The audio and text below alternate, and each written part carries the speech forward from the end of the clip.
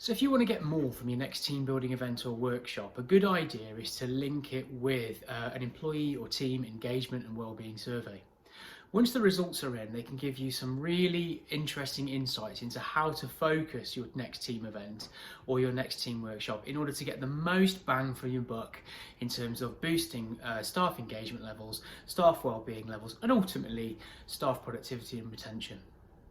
Very often customers will come to us with quite a specific remit of an area that they'd like to focus on, and as such we're able to recommend activities, workshops and profile tools that will address those issues identified by your staff.